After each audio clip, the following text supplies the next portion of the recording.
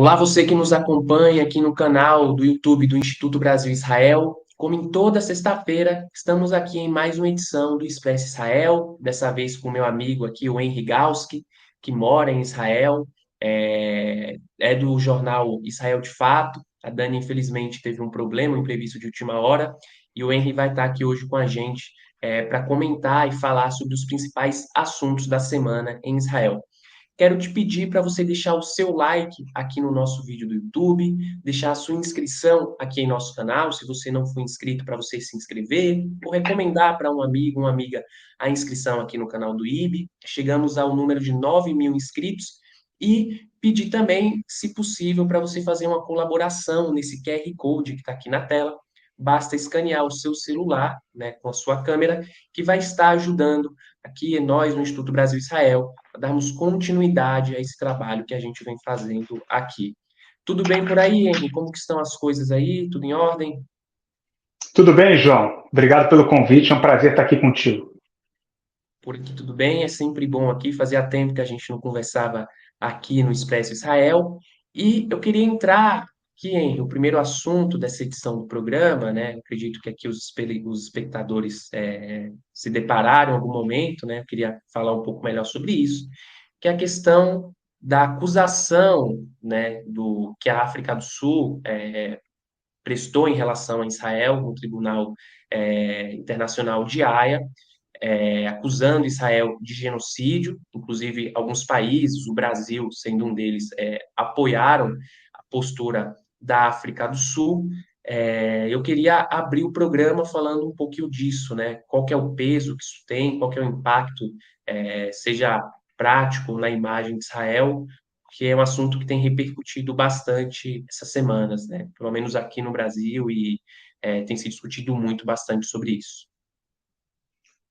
João, aqui em Israel esse assunto teve também um peso muito grande. Aliás, a transmissão da televisão fez ao vivo essa exibição, tanto da acusação por parte da África do Sul, da maior parte, né, do trecho da acusação, e da defesa de Israel também, da maior parte da defesa.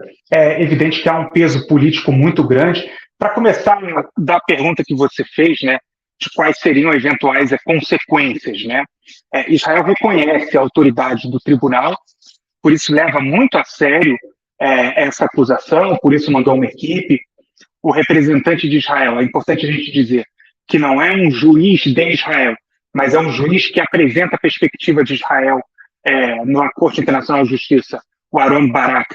Ele foi juiz da Suprema Corte de Israel entre 1995 e 2006, é uma figura respeitada na comunidade jurídica internacional, tem 87 anos, é um sobrevivente do Holocausto, inclusive um crítico bastante ferrenho ao processo de reforma do judicial com o qual Israel se deparava antes dos ataques do dia 7 de outubro, né?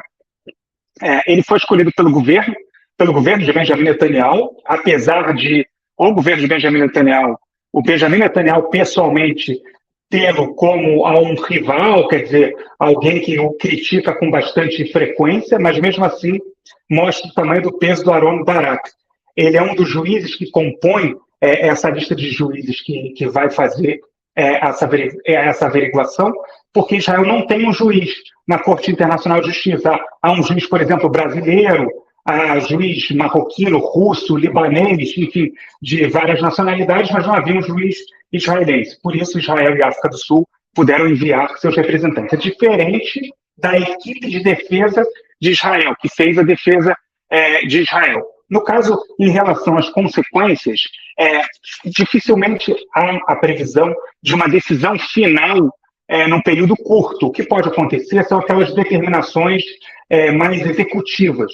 Algumas dessas determinações, eu anotei aqui, podem ser as seguintes: a entrada de mais ajuda humanitária na faixa de Gaza, o retorno dos palestinos que foram deslocados do norte para o sul, para o norte, que é uma região já controlada em sua maior parte por Israel, o norte da faixa de Gaza, o cessar-fogo ou mesmo o fim da guerra. Claro que essas são determinações e elas seguem para a ONU. É importante lembrar que esse é um tribunal da ONU também. Só que aí tem um problema que é o seguinte: a gente pode imaginar que Israel pense que os Estados Unidos vão vetar eventualmente, uma determinação como essa, quando essa determinação chegar na ONU. Isso é um fato. Mas a gente precisa analisar a situação política do momento de Israel. Importante a gente lembrar que há mais ou menos uma semana, o presidente dos Estados Unidos, Joe Biden, teve uma conversa muito dura com Benjamin Netanyahu por telefone, em que ele disse o seguinte: eu estou pagando um preço político muito alto pelo apoio que eu venho concedendo a Israel. Eu preciso que você faça o mesmo. Benjamin Netanyahu tem evitado, por exemplo, críticas mais duras a membros da coalizão que falam, que pedem, por exemplo, a expulsão dos palestinos da faixa de Gaza, ou a reconstrução de colônias israelenses na faixa de Gaza, colônias essas que já não existem desde 2005, né, quando houve o processo de retirada de todos os israelenses da faixa de Gaza.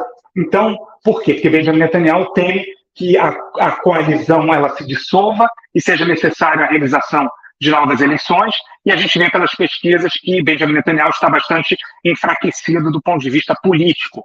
Para a gente ter uma ideia, hoje Netanyahu tem mais de 30 cadeiras no parlamento israelense, se não me engano são 32 cadeiras.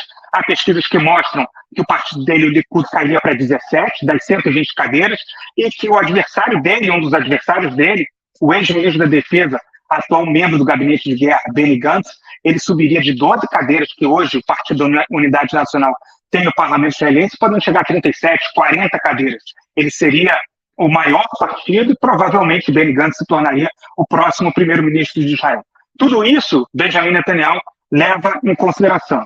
Então, eventualmente, se os Estados Unidos realizassem, aplicassem um veto a determinações do Tribunal da Corte Internacional de Justiça quando elas chegarem na ONU, isso pode representar um custo político forte para os norte-americanos. É importante a gente lembrar também que esse é um ano eleitoral nos Estados Unidos. Daqui a pouco, Joe Biden vai se voltar, vai se concentrar totalmente no processo de campanha, de uma campanha que promete ser muito dura para ele, né? Inclusive com a possibilidade de enfrentar o ex-presidente Donald Trump, um adversário muito forte na disputa eleitoral interna dos Estados Unidos. Em relação... Inclusive com muitos setores críticos a Israel dentro do Partido Democrata, né? Sim, com certeza. Há toda essa questão envolvendo o Partido Democrata, que é um partido cujas lideranças mais jovens, por exemplo, há nomes fortes internos no Partido Democrata, Alexandre Ocasio-Cortez, enfim, essas lideranças jovens do Partido Democrata, elas têm uma agenda bastante contrária a Israel. Então, o presidente Joe Biden também enfrenta essa oposição interna do Partido Democrata. Então, tem todas essas questões envolvidas. Mas é claro que Israel tenta apresentar o seu caso, como o fez, e aí é importante, eu queria até falar sobre isso, uma declaração que foi feita aqui no início da exposição israelense lá na Corte Internacional de Justiça, que eu acho que vale a pena a gente comentar, e que dá a dimensão de mais ou menos como foi feita essa defesa de Israel por lá. Diz o seguinte: se a alegação do requerente, ou seja, da África do Sul, é que deve ser negada a Israel a capacidade de defender os cidadãos israelenses, o resultado absurdo é que, sob o pretexto de alegações de genocídio, este tribunal está tentando impedir Israel de defender os seus civis contra uma organização que busca uma agenda genocida contra eles, contra os civis israelenses. A defesa de Israel foi muito em cima desse ponto, que é lembrar os motivos pelos quais Israel realiza uma guerra na faixa de Gaza, ou seja, os ataques do dia 7 de outubro. E aí, só para finalizar, aqui em Israel, é importante a gente colocar isso como alguém que está aqui, e algo que eu já falei em outras oportunidades, a população israelense ainda está muito no dia 7 de outubro. Israel não deixou o 7 de outubro. E aqui existe um descompasso, como eu analiso essa situação. Ou seja, a população aqui de Israel entende que o 7 de outubro é muito presente nas suas vidas. Primeiro, porque as pessoas estão traumatizadas. Há mais de 120 mil refugiados internos em Israel, em função dos ataques do dia 7 de outubro, em função aqui ao norte dos ataques do Hezbollah, que forçaram a população a se retirar de uma faixa de 5 quilômetros abaixo da fronteira com o sul do Líbano. Há também um país pequeno, de 9 milhões e meio de pessoas, as pessoas têm muito vivas as pessoas que elas perderam. amigos, familiares. Há ainda, claro, a questão dos mais de 130 sequestrados mantidos como reféns na faixa de Gaza pelo Hamas. Tudo isso tem um impacto muito grande na visão da sociedade israelense sobre si e sobre o que está acontecendo no tribunal, na Corte Internacional de Justiça em Haia. Na prática, de um modo geral, isso não é uma pesquisa, mas a partir de como eu tenho conversado com as pessoas, das pessoas que eu tenho falado, e também na própria televisão, existe uma série de chamadas do tipo onde você estava no dia 7 de outubro, as pessoas são levadas a lembrar onde elas estavam, como elas enfrentaram o dia 7 de outubro, o impacto que isso causou na vida delas, do ponto de vista até econômico, tem mais de 200 mil desempregados hoje em Israel desde o dia 7 de outubro. Então, Israel vive muito o dia 7 de outubro ainda. E elas não conseguem compreender como que pode um país que viveu o dia 7 de outubro está agora respondendo no banco dos réus por uma acusação de genocídio. Basicamente, esse é o quadro que eu vejo por aqui, João. É interessante essa perspectiva que você traz, né, da visão da sociedade israelense, e a gente aqui segue acompanhando, né, as movimentações e os impactos que essa acusação vai ter, né, igual como eu comentei, o Brasil apoiou, né, essa semana o presidente Lula teve uma reunião com o embaixador da Palestina aqui no Brasil e apoiou a decisão da África do Sul, até enfim, pelas relações econômicas, BRICS, entre outros laços. E o IB soltou uma nota que recentemente, você que nos acompanha, se quiser saber a posição do IB em relação a isso, é só acessar o nosso Instagram, o nosso Twitter, lá como está o nosso posicionamento em relação a, a essa acusação da África do Sul no Tribunal Internacional de Haia, e a gente segue aqui acompanhando e trazendo, assim que possível, atualizações sobre essa situação. O segundo Só assunto. uma questão, João, desculpa lhe interromper, mas só para complementar também, que é muito importante, que a defesa de Israel ela se baseia também num ponto que é considerado fundamental por aqui, que é o seguinte: a ideia de genocídio carrega intrinsecamente a própria definição de genocídio, ela pressupõe a intenção de realizá-lo, né? Do ponto de vista técnico, esse é um julgamento técnico, ou pelo menos deveria ser, né? É, e a ideia de genocídio, a definição, ela parte desse conceito de que haveria uma intenção. E um dos pontos apresentados pela defesa de Israel diz respeito aos avisos que Israel realizou para a população palestina se deslocar de lugares de combate, e também o ponto, principalmente, da região norte da faixa de Gaza, onde Israel fez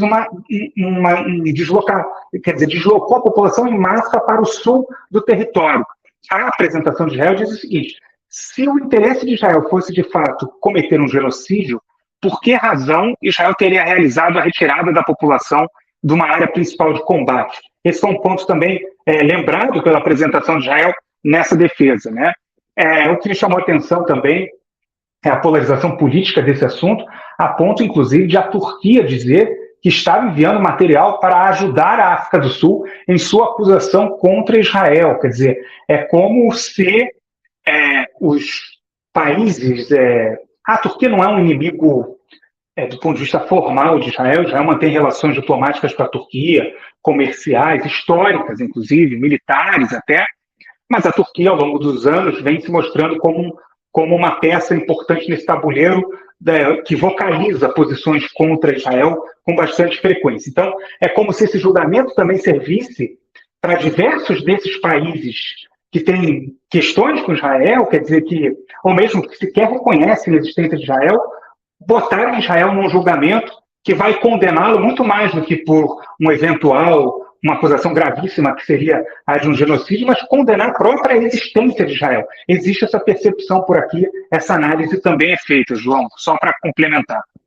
E um ponto que Israel utiliza na defesa também é o próprio dia 7 de outubro, né? Que as ações que Israel mantém em Gaza em decorrência do massacre, enfim, da série de violações, de assassinatos de direitos humanos, de pessoas que a gente viu ali, violações de direitos humanos, que aconteceu no dia 7 de outubro, né? Não é uma ação motivada por uma questão de limpeza étnica ou territorial, né? É uma contrarresposta a um ataque que Israel sofreu e que se defende.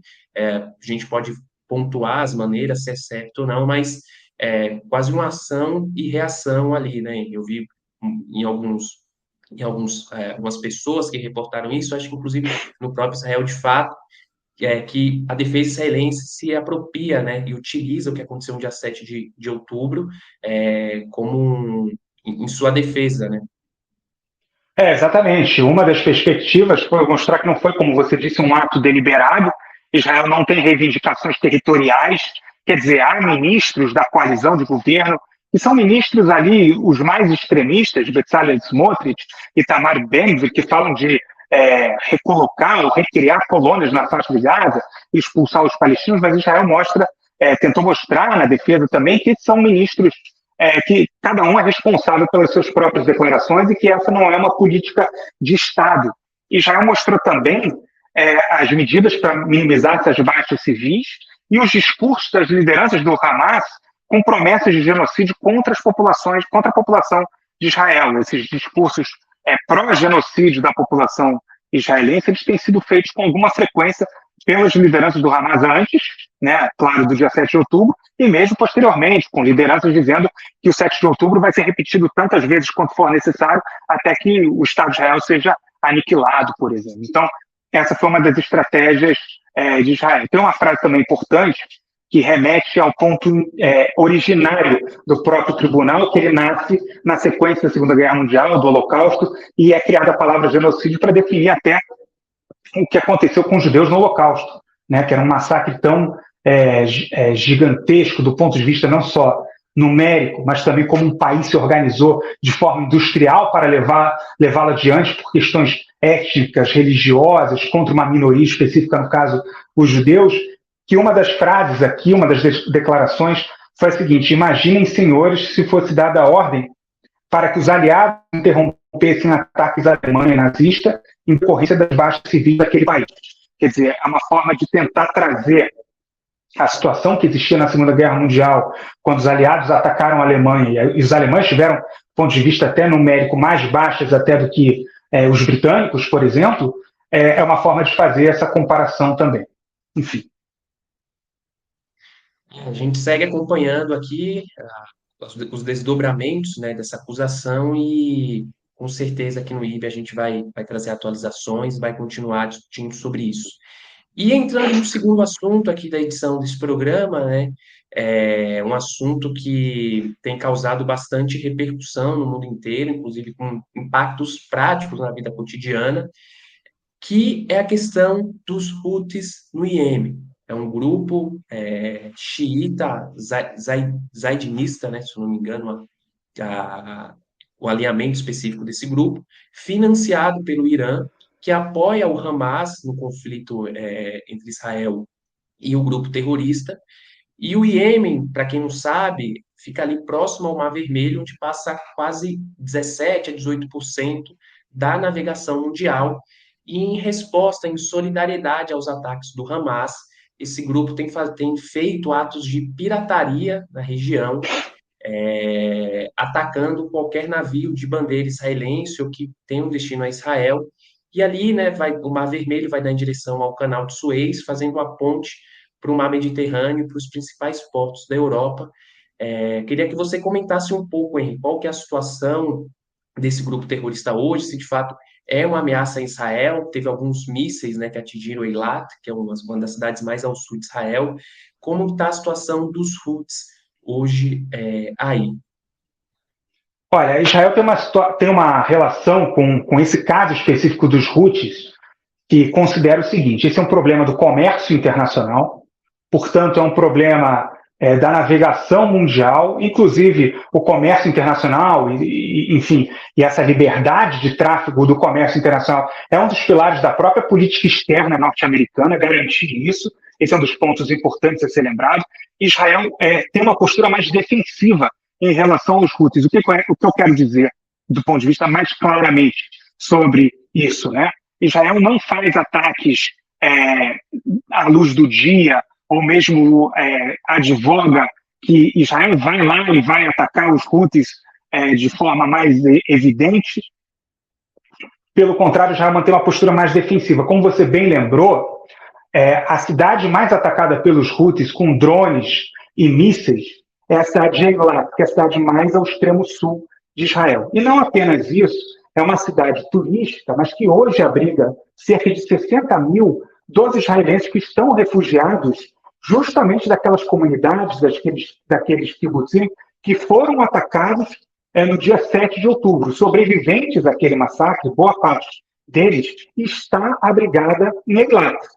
Quer dizer, são pessoas que estão sendo alvos, novamente, dessa maior coalizão entre forças anti-Israel que atuam no Oriente Médio. Mas a postura de Israel tem sido a de abater drones e mísseis nesse primeiro momento, mas deixar claro que esse é um problema da comunidade internacional. Os mísseis lançados pelos Houthis contra Israel, esse é um dado importante, os Houthis ficam mais ou menos a 2.000 quilômetros, o Iêmen fica a 2.000 quilômetros de Israel. Os mísseis lançados pelos Houthis, eles representam a maior distância em que Israel já foi atacado desde a independência de Israel. Nunca houve um ataque dessa distância contra o Estado de Israel. E é importante a gente lembrar também, como você já falou, que essa é uma força apoiada pelo próprio Irã.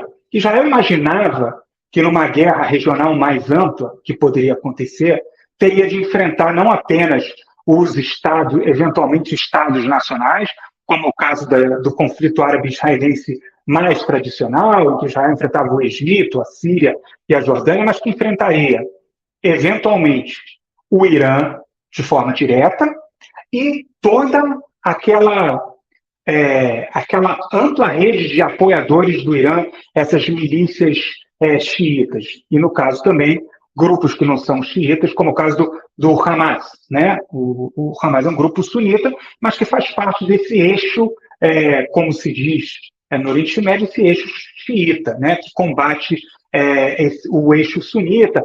Enfim, é um problema mais amplo do Oriente Médio que não vale a pena a gente entrar nele nesse momento. Mas o fato é que Israel não quer abrir uma frente específica contra os Houthis, se isso for possível, porque quer continuar a se concentrar na faixa de Gaza. Eu falo isso já há bastante tempo. Há um ativo bastante escasso nessa guerra entre Israel e o Hamas. Esse ativo é o tempo. Israel não tem o tempo suficiente para levar adiante os seus objetivos principais, que são o resgate dos reféns e a destruição do próprio Hamas. Esse crédito internacional, como se diz por aqui, concedido pelos Estados Unidos, está se acabando.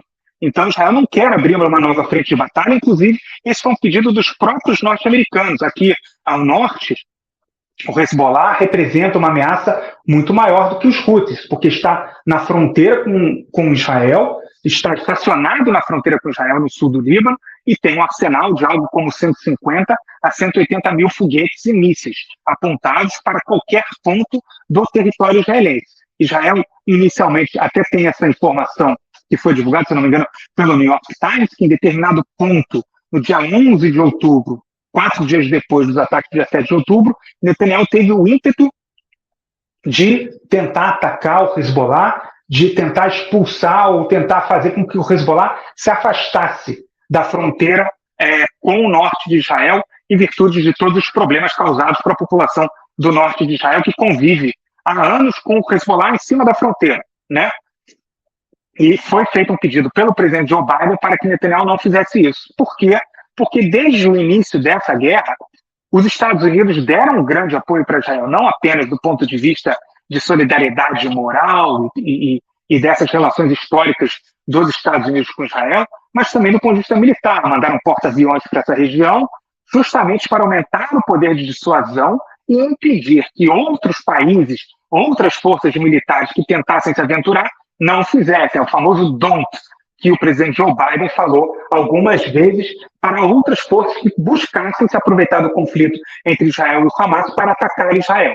Em contrapartida, Israel também, de acordo com um pedido dos Estados Unidos, também não poderia abrir uma nova frente de batalha contra o Hezbollah. E aí não vai fazer isso, menos ainda, contra os Houthis que estão no Iêmen. Até porque, só para concluir aquilo que eu já disse, e mesmo sob pena de me tornar repetitivo, Israel não considera que isso é um problema exclusivo de Israel, mas sim da comunidade internacional e do comércio internacional, João.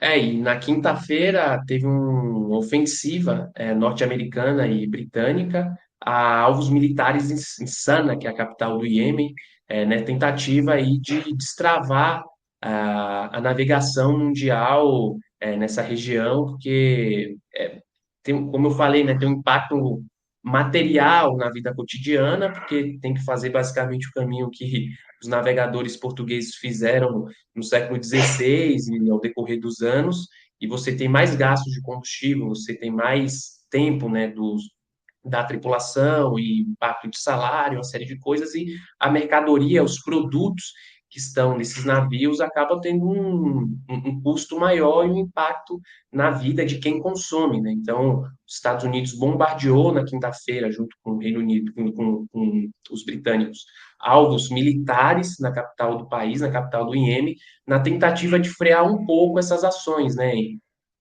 Não, inclusive eu até queria falar sobre isso, se você me permite, porque é importante a gente lembrar que em dezembro de 2022, aqui quando a gente fala do conflito no Oriente Médio, a gente precisa ir voltar no tempo diversas vezes, infelizmente é assim, não tem jeito. Em dezembro de 2022, quando houve eleições aqui em Israel, o principal tema em debate era a questão econômica. O custo de vida muito alto em Israel, a a falta de acesso a moradias, a dificuldade de conseguir moradia, é muito caro comprar um apartamento em Israel, linhas de financiamento, aqui são hipotecas no caso. Essa foi a pauta principal daquela discussão. Depois, o governo de Netanyahu acabou por se eleger, Netanyahu voltou ao cargo de primeiro-ministro e ele colocou na ordem do dia a reforma judicial que não tinha sido debatido durante o processo eleitoral lá no final de 2022. Tudo isso para dizer o seguinte: o custo de vida já era um problema para Israel antes mesmo da guerra. A guerra colocou mais de 200 mil israelenses sem emprego, né? Há um problema de crescimento econômico em função da guerra. A taxa de juros continua mais ou menos na casa dos 4,75%. Para o Brasil parece pouco diante da taxa de juros brasileira. Mas é importante a gente lembrar que não faz muito tempo a taxa de juros aqui era 0,1%, passou a 4,75%. A estimativa é que, em função desses ataques dos Houthis contra o comércio internacional, os preços aqui de boa parte dos produtos em Israel eles aumentam em 20%. Nessa realidade em que há problemas econômicos e há mais gente desempregada. Importante a gente lembrar também que a parte comercial no norte de Israel, no extremo norte, né, naquelas cidades e comunidades a 5 quilômetros da fronteira com o sul do Líbano, e no sul de Israel, nas comunidades que foram atingidas ali no entorno da faixa de Gaza, essa parte econômica nesses locais está absolutamente parada. Pessoas estão perdendo seus negócios, os seus empregos. Então, tudo isso, toda essa parte desses ataques dos Houthis, causam problemas ainda maior para uma situação em que Israel já está bastante fragilizado, só para complementar. Mais uma pedra no sapato aí na vida da sociedade israelense, e a gente segue aqui acompanhando e atualizando a situação aí do Iêmen e no Oriente Médio, que impacta diretamente a vida da sociedade israelense e continue aqui acompanhando o Israel de Fato, que com certeza iremos trazer atualizações sobre os Houthis e a relação com Hamas e os ataques a Israel e a situação do bloqueio da navegação mundial e como alguns países estão lidando com isso. E entrando aqui, Henry, no terceiro e último assunto, queria falar um pouco sobre a situação dos reféns, né, das famílias dos sequestrados. Você escreveu um texto essa semana para o Israel de Fato, que trouxe um pouco uma atualização de uma proposta, né, que saiu no Wall Street Journal, que É, seria é, que o Hamas se comprometeria a libertar 40 reféns em troca de 120 prisioneiros palestinos. Isso se dá depois do assassinato do número 2 do Hamas, o Salem al-Aruri, no Líbano. E, enfim, queria que você comentasse um pouco como está essa situação dos reféns, se tem pressão dos familiares em cima do governo de Benjamin Netanyahu. Queria que você trouxesse as atualizações dessa situação, que é muito dramática. Eu estive aqui no Brasil com a família do Michel Nisenbaum e a família Bibas, e, enfim, é muito difícil a situação dos familiares que ainda têm reféns sequestrados em Gaza, em situações que a gente não sabe como que está, como que são, né, a situação dos reféns lá. Claro, João. É claro que existe uma pressão muito forte da sociedade israelense pela libertação das pessoas, né? Um movimento muito forte aqui em Israel dos familiares e da própria sociedade em si. No domingo aqui em Israel, só lembrando, é dia de trabalho. Existe a previsão de que às 11 horas da manhã, horário daqui, 6 horas da manhã no Brasil, né? Vai haver a paralisação de diversos setores da economia israelense, que vão parar por 100 minutos o trabalho, justamente para lembrar os 100 dias em que os reféns estão sequestrados ainda sem previsão de retorno. Há diversas propostas sobre a mesa, inclusive familiares dos reféns foram ao Catar, país com o qual Israel não mantém relações diplomáticas, foram recebidos pelo primeiro-ministro do Catar, e dizem que foram, inclusive, muito bem recebidos e acreditaram nas boas intenções do Catar para a libertação dos reféns. É uma série de propostas. Essa proposta chamada Iniciativa Qatari, que é fruto de conversas entre o diretor-geral do Mossad, David Barnea, e emissários do Catar na Europa, né, na Polônia, né, como foi informado. E o modelo é mais ou menos esse, né, de 40 libertados, 40 reféns libertados em troca de 120 prisioneiros palestinos, mas a verdade é que nesse momento as negociações andam num ritmo muito lento. E isso tem uma explicação, que é a seguinte, que tem a ver com o tempo. Hoje Israel está bastante pressionado e Yahya Sinwar, que é o líder do Hamas na faixa de Gaza, entende que ele pode esperar um pouco mais de tempo, porque ele acredita que, de uma maneira ou de outra, seja em virtude da pressão da comunidade internacional, com episódios como esse da Corte Internacional de Justiça em Haia, em que Israel é colocado no banco dos réus, seja por pressão dos Estados Unidos, que estão em ano eleitoral e que precisam realmente conseguir uma estabilidade por aqui na região o quanto antes, eles acreditam que Israel vai ser levado a interromper a guerra. E cada vez mais aqui existe a análise de que em breve haverá situação em que, aliás, é importante a gente lembrar que o secretário de Estado Antony Blinken esteve por aqui e disse aos ministros israelenses que é preciso conviver com a possível realidade de que o Hamas continuará a existir apesar dessa guerra com Israel, né? E já há por aqui uma avaliação de que em determinado ponto, e esse ponto está cada vez mais próximo, Israel vai precisar fazer uma escolha dura e vai enfrentar um dilema que não é um dilema, e eu vou explicar por quê. Que é, ou vai continuar com a guerra para destruir o Hamas, ou vai conseguir a libertação dos reféns. E o que eu disse não é um dilema, porque na medida em que isso de fato estiver sobre a mesa, não restar mais alternativa, Israel vai escolher a libertação dos reféns. Isso nem é uma questão por aqui, não há dúvida de que isso vai acontecer. Já há muitas vozes na sociedade israelense que desejam que Israel interrompa a guerra, que consiga um acordo para a libertação dos reféns.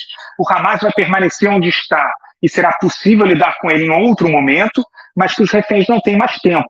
Isso continua a acontecer por uma razão, e essa pressão aumenta, só corrigindo, por uma razão que é muito dramática, que é a cada vez mais reféns que se sentem mais à vontade, ex-reféns que foram libertados, que se sentem mais à vontade de vir a público para contar as suas histórias, aos canais de televisão, aos veículos de imprensa, em especial as mulheres, contam histórias bastante dramáticas de terror sexual, de agressões físicas, de agressões psicológicas, verbais, né, de agressão física e terror psicológico permanente, né, e esse medo de ser violentada. Há outras reféns que foram libertadas, que contam diretamente, que testemunharam violência física e tortura contra reféns que estão sequestrados e que ouviram diretamente de reféns,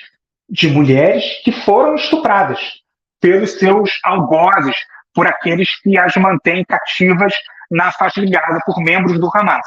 Então, tudo isso vai se somando para que haja, na opinião pública israelense, uma demanda para que essas pessoas sejam libertadas hoje, né? Inclusive, as manifestações aqui em Israel, as pessoas gritam "Achav", né? Agora, porque não há mais tempo.